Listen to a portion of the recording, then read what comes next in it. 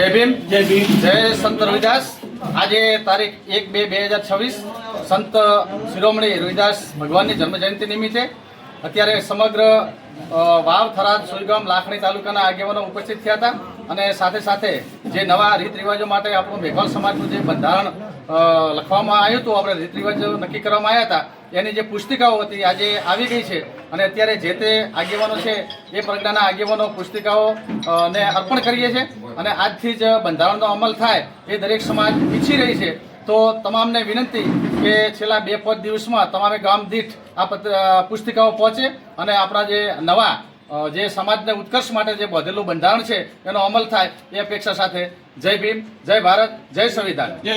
આજે સંત શિરોમણી સંત રોહિદાસ બાપુની 649મી જન્મ જયંતિ નિમિત્તે 5 તાલુકા એટલે કે પરગણો 42, 48 અને 82ની અગાઉની તારીખો વાવ પરગણા 4/1/26, થરાદ પરગણા 11/1/26 અને સોયગામ પરગણાની 17/1/26ની તમામ સામાજિક આગેવાનોની મિટિંગમાં લેવાયેલ સર્વાનુમતે નિર્ણયોનો આખરી ઓપ 20/1/26ના રોજ વાવ અખંડ મેઘવાળ સમાજવાડીમાં લેવામાં આવેલો, જે અંગે તમામ તાલુકાઓની પુસ્તિકાઓ છપાવવા માટે આપેલી, જે આજે દરેક તૈયાર થઈને મળેલ હોય।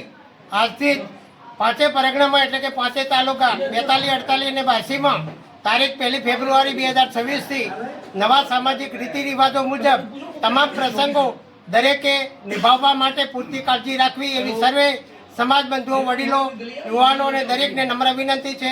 જય ભીમ, જય રોહિદાસ।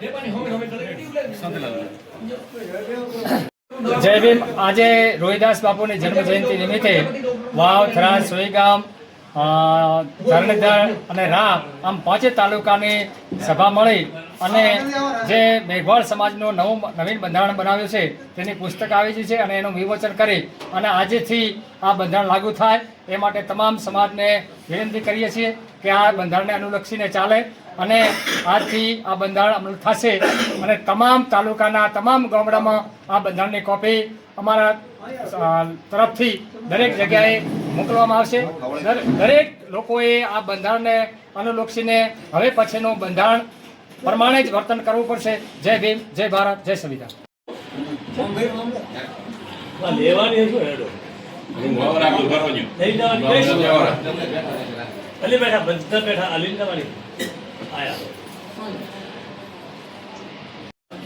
સરસ, બધા આમ ચોપડીઓ રાખ દે બધા, એટલે સારું અમારા હમો કે